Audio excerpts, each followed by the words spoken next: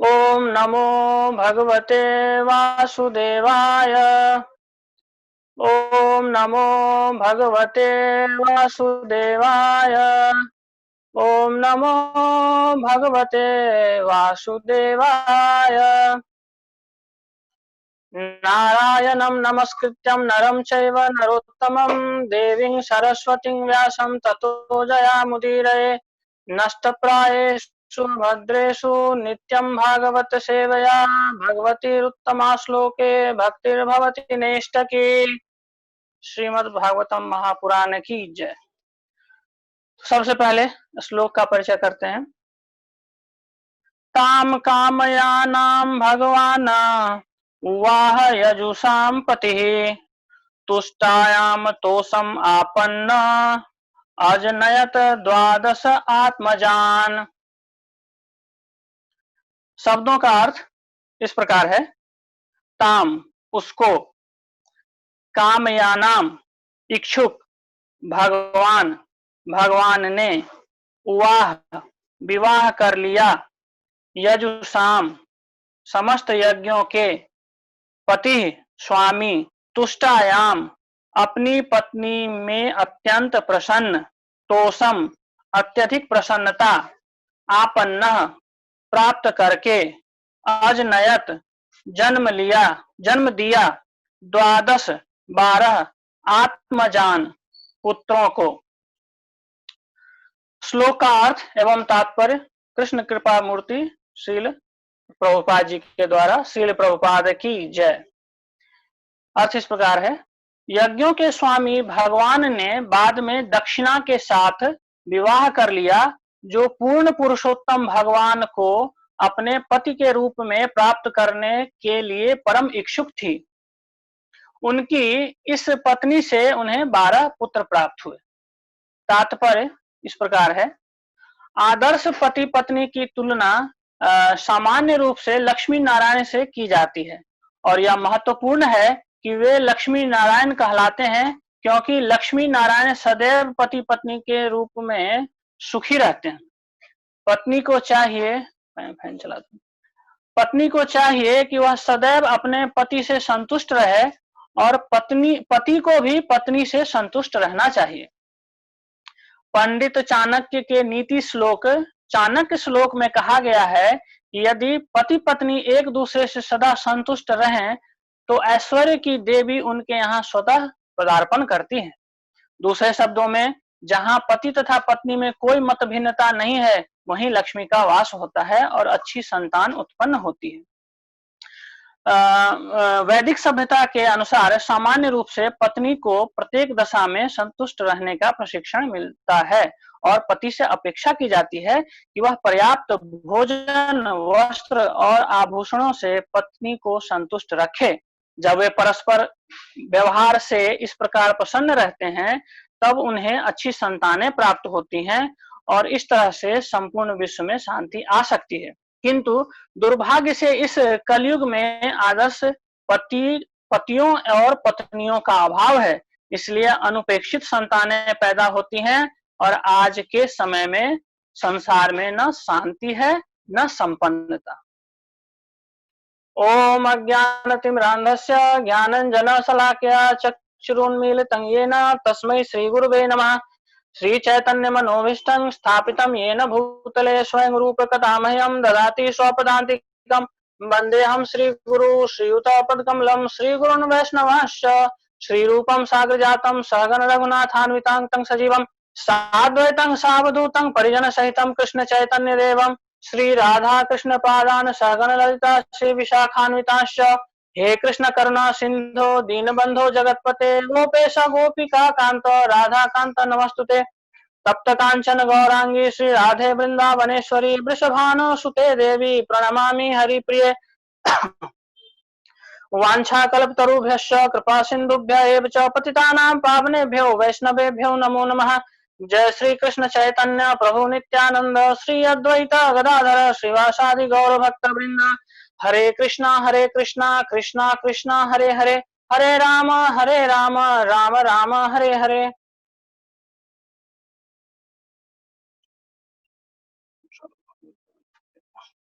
हरे कृष्णा। तो आज का श्लोक बड़ा ही गृहस्थों के लिए बड़ा ही मार्गदर्शनीय श्लोक है। गृहस्थों को, इनफैक्ट पति पत्नी दोनों को साथ में बैठ के इस तात्पर्य को रेगुलर सुनना चाहिए। रेगुलर सुनते रहने से श्लोक भले पढ़े न पढ़े, तात्पर्य को जरूर पढ़ें, डेली पढ़ें, और खासकर जब जब मत भिन्नता हो तब तो पढ़ ही लें इसको। तो उससे क्या होगा, हमारे आपस की जो मत भिन्नता रहेगी वो कम होने की संभावना रहेगी, अगर हमारा अपना अपना ईगो को त्यागेंगे तो आज हम सबसे पहले थोड़ा सा क्विकली रिकैप करते हैं कि अभी तक हमने जो इसमें अध्ययन किया है, सुना है। तो सबसे पहले अभी हमने सुना इस श्लोक, मतलब श्लोक संख्या 1 से 5 तक के बीच में सुना कि स्वयंभू, मनु और शत्रुपा की 3 पुत्रियां हैं, आकुति, देवहूति और प्रसूति। और श्लोक के तात्पर्य में ये भी दर्शाया गया है प्रभुपाद जी के द्वारा कि उनके 2 पुत्र भी हैं। नाम तदंतर श्लोकों में आया है, उत्तानपाद और प्रियव्रत। आकुति का विवाह प्रजापति रुचि से तय होता है और उसमें कंडीशन में रखा जाता है कि आकुति से जो पुत्र संतान प्राप्त होगा वो स्वयंभू, ये अपना स्वयंभू मनु उनका पालन पोषण करेंगे, अपने यहाँ ले आएंगे। तो इस प्रकार आकुति का विवाह प्रजापति रुचि से हो जाता है और फिर उनके पुत्र यज्ञ और पुत्री दक्षिणा उत्पन्न होती हैं। यज्ञ स्वयं भगवान विष्णु के अवतार हैं और दक्षिणा उनकी चिरसंगनी माता लक्ष्मी जी के अवतार हैं। उसके बाद शर्तों के अनुसार यज्ञ को, जो उनका पुत्र हुआ था आकुति को, तो उसको स्वयंभू मनु अपने घर में रखते हैं और उसका पालन पोषण करते हैं। और दक्षिणा अपने माता के घर यानी आकुति के साथ और अपना प्रजापति रुचि के साथ रहती हैं, अपने माता पिता के साथ, और यज्ञ जो है इनफैक्ट अपने नाना नानी के साथ रहते हैं। ठीक है, फिर हम आगे इस श्लोक में इस श्लोक के अर्थ और तात्पर्य पर कुछ थोड़ा चर्चा करने का प्रयास करेंगे। तो अगर हम ये इसके अर्थ पे जाएं तो इसमें बहुत ही अच्छे से एक बात लिखी गई है जो कि गौर करने लायक है। यज्ञों के स्वामी भगवान ने बाद में दक्षिणा के साथ विवाह कर लिया, आगे देखने लायक है, जो पूर्ण पुरुषोत्तम भगवान को अपने पति के रूप में प्राप्त करने के लिए परम इच्छुक थी। तो यहाँ देखिए भक्तों, यहाँ इच्छा कैसी दिखाई गई है, परम, सीधे इच्छा, इसमें तात्पर्य में लिखा गया है परम इच्छुक थी, यानी सीधे नहीं कि ठीक है अब कर लेंगे, शादी कर लेंगे, ऐसा कुछ नहीं था। इसमें क्या है, उनकी बहुत ही उनकी बहुत ही दृढ़ इच्छा थी कि मेरा जो विवाह हो वो भगवान के साथ हो, जो इस अभी तत्क्षण वो यज्ञ के रूप में प्रकट हुए। यानी यहाँ हमें ये सीख मिलती है कि भगवत प्राप्ति के लिए इच्छा जो है हमारे मन में उच्चतम श्रेणी की होनी चाहिए। चूंकि वे परम भगवान हैं तो उनकी प्राप्ति के लिए आपकी इच्छाएं भी कैसी होनी चाहिए, सुप्रीम होनी चाहिए, यानी मतलब 100% शरणागति होनी चाहिए मन में। जरा सा भी लेस मात्र अगर संशय रहेगा तो भगवान इस प्रकार से गायब हो जाएंगे, इस प्रकार से आपके आपके मन से अदृश्य होने लगेंगे, जिस प्रकार से जब वो रास हो रहा था और सभी गोपियों के मन में भाव आ गया था कि कृष्ण तो मेरे, कृष्ण तो मेरे, थोड़ा सा अहंकार की भावना हो गई और तुरंत ही भगवान वहां से अंतर्ध्यान। उसी प्रकार अगर हमारे मन में पूर्ण शरणागति नहीं होगी और भाव उच्चतम स्तर का नहीं होगा तो क्या होगा, संशय जैसा ही होगा, फिर भगवान तो मिलने से रहे, खासकर आज के कलिकाल में। यहाँ एक गीता का एक श्लोक मैं थोड़ा सा आप लोगों के साथ शेयर करना चाहूंगा।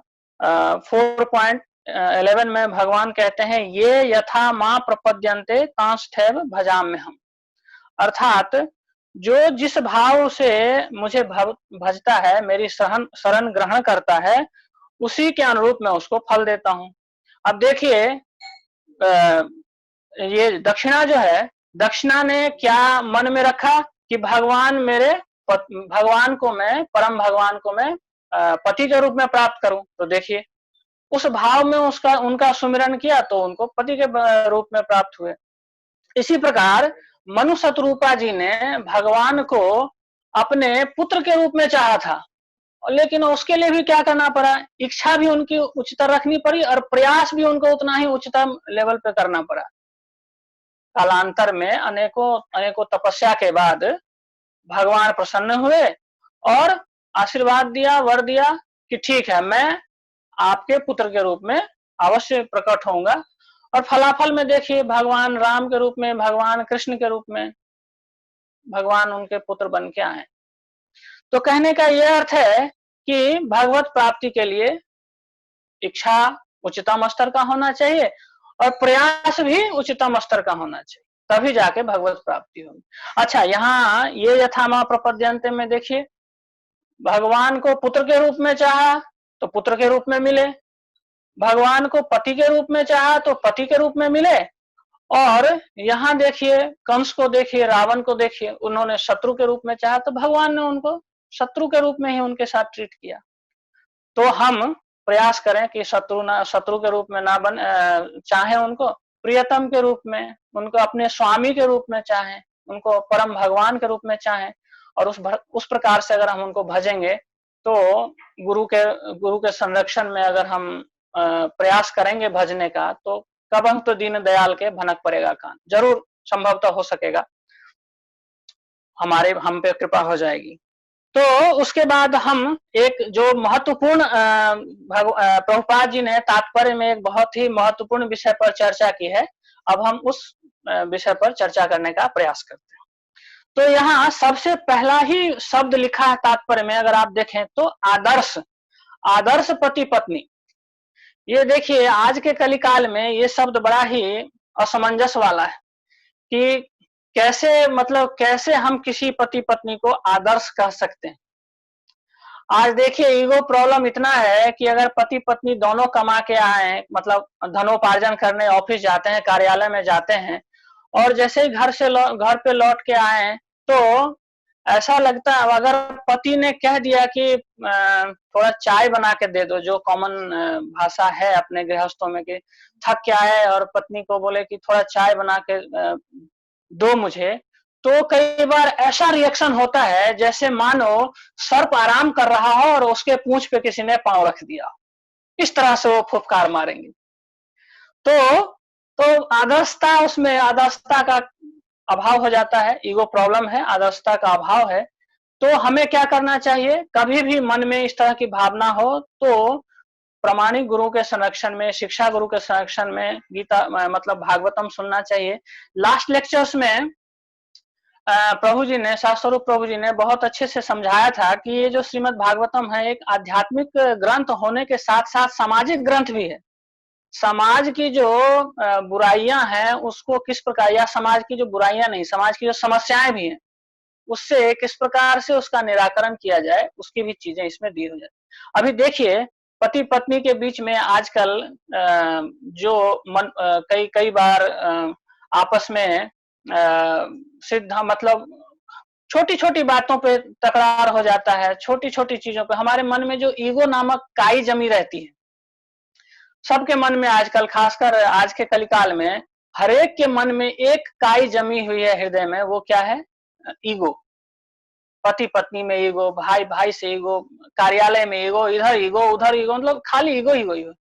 तो हम जो हमारा गृहस्थी जीवन है उसमें अगर हम ईगो को लाएंगे तो जो यहाँ प्रभुपाद जी ने लास्ट में लिखा है कि क्या होगा, आदर्शता, आपस में सामंजस्यता नहीं रहेगी तो क्या हो जाएगा, संतानें क्या होंगी, धार्मिक नहीं होंगी, आध्यात्मिक रुचि वाली संतानें नहीं होंगी। अच्छा, हम अभी आदर्श पति पत्नी के बारे में थोड़ा सा जिक्र करना का प्रयास करूंगा मैं कि श्रीमद् भागवतम में ही स्कंद 3 में बहुत ही अच्छा प्रकरण है, अध्याय 23 में कर्दम मुनि और देवहूति का। देवहूति और कर्दम मुनि का आप अगर वो प्रसंग सुनेंगे तो आपको शुरुआत के जो 1 से 8 नंबर का श्लोक है उसमें आपको पता चलेगा कि एक आदर्श पत्नी का क्या रोल होता है और एक आदर्श पति का क्या रोल होना चाहिए। उसमें आप देखेंगे कि शादी के उपरांत जब वो स्वयंभुव मनु की वो पुत्री हैं और इस ऐशो आराम में, इस ऐश्वर्य के साथ रही थी, और जैसे उनकी शादी एक मुनि महात्मा से हुई, तो वहां वो चीजें नहीं थी, वहां वो सुविधाएं नहीं थी। लेकिन उन सुविधाओं के अभाव को भी उन्होंने बिल्कुल ही अपने दिलो दिमाग पर नहीं रखा, और बहुत ही अच्छे से सेवा की। ऐसी सेवा की, प्रभुपाद तात्पर्य में लिखते हैं कि जैसे भगवान शंकर की सेवा भवानी, माँ भवानी कहती थी, करती थी, जो कि हिमालय की पुत्री थी। मन में कोई रोष नहीं, कोई रंच नहीं कि मैं कहाँ थी और कहाँ आ गई। ये सीखने वाली बात है। आजकल के युग में असल में क्या होता है, जब कोई कोई गरीब घर का लड़का किसी कोई जॉब में लग जाए, कोई अच्छे पोजीशन पे एस्टैब्लिश हो जाए, तो बड़े-बड़े घरों से कन्याओं के साथ विवाह करने का ऑफर आता है, और दहेज के लोभ में या अन्य अन्य के चीजों के लोभ में लड़के का पिता उस जाल में फंसता है और उन कन्याओं को अपने घर में ले आता है।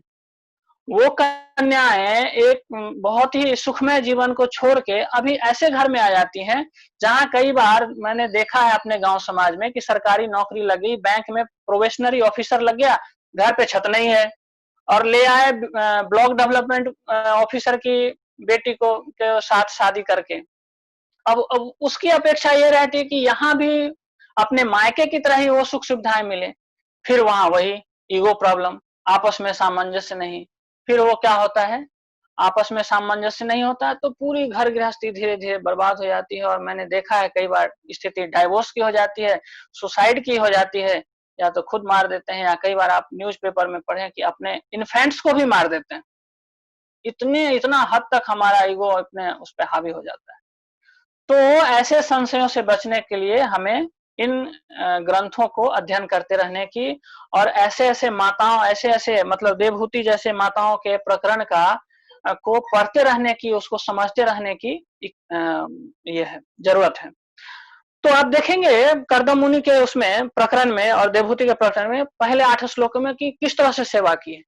तो पत्नी का कर्तव्य था, उसने सेवा की, और पति का कर्तव्य आप देखेंगे कि कर्दम मुनि जब तपस्या से मतलब तपस्या करने उनकी पूरी होती है, उसके बाद वो क्या करते हैं कि अत्यंत प्रसन्न होकर उनको ईश्वर प्रेम प्रदान करते हैं, भगवान की कृपा प्रदान करते हैं।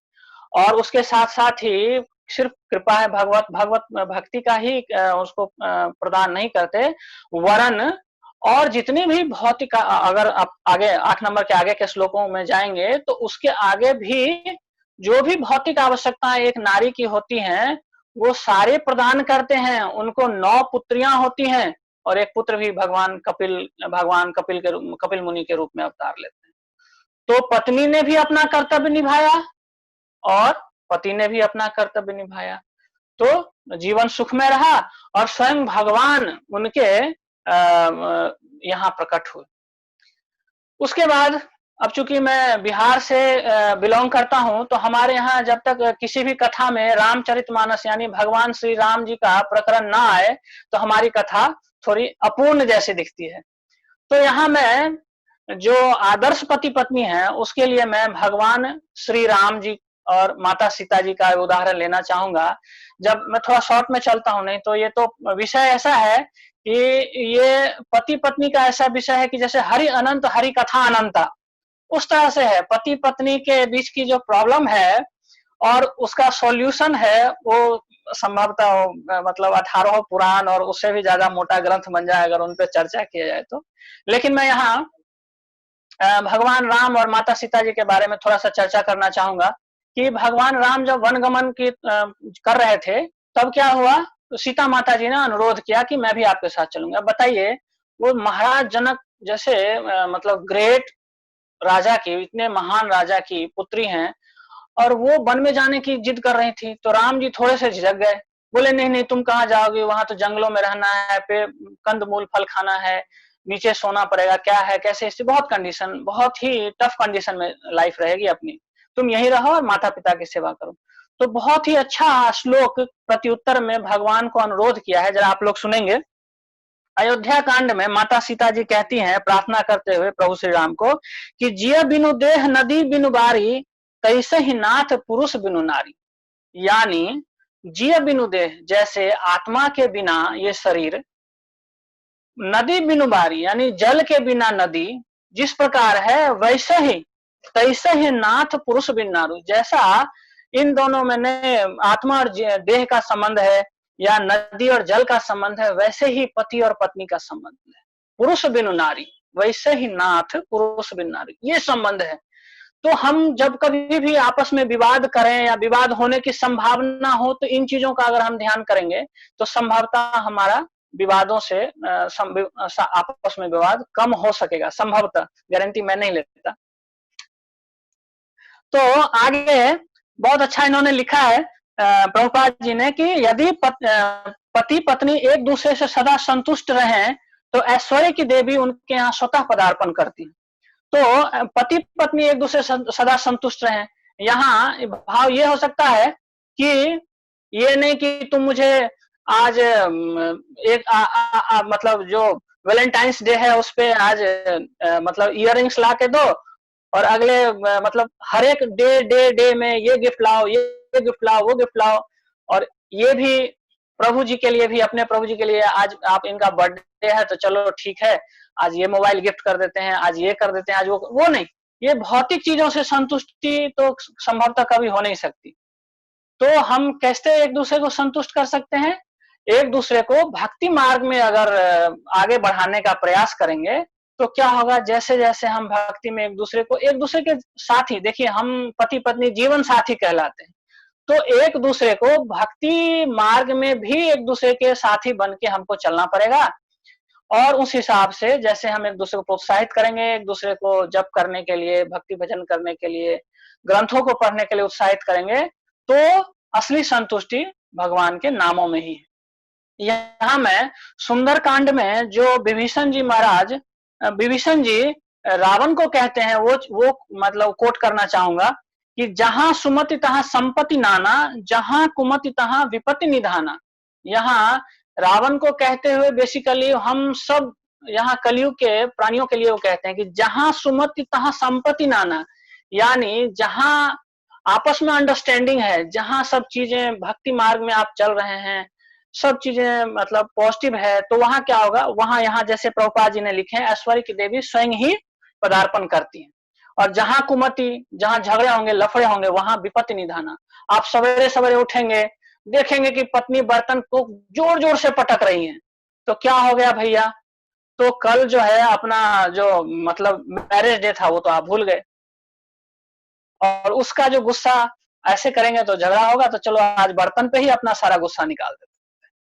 तो और बर्तनों के रखने के, पोछ के बर्तन स्टैंड में रखने के आवाज से पति समझ जाएगा कि आज सवेरे सवेरे घर में लफड़ा हो गया है। वो भी क्या करेगा, चुपचाप जो भी है, कुछ मिला तो ठीक है, नहीं तो बैग उठा के ऑफिस के लिए निकल जाएगा। तो क्या है, सुबह से टेंशन, इधर पत्नी टेंशन में, इधर पति टेंशन में, और उन दोनों को देख के जो घर में जो छोटे छोटे चूजे रहेंगे, वो कभी पति को, अपने पापा को देखेंगे, कभी मम्मी को देखेंगे, अरे दोनों को क्या हो गया सवेरे से, ये मुंह फुलाए चल रहे हैं। तो क्या होगा, घर का आध्यात्मिक वातावरण खराब होगा। अगर अपने घर में हो आध्यात्मिक वातावरण तो वो खराब होगा। तो इन चीजों से अपने को बचना है।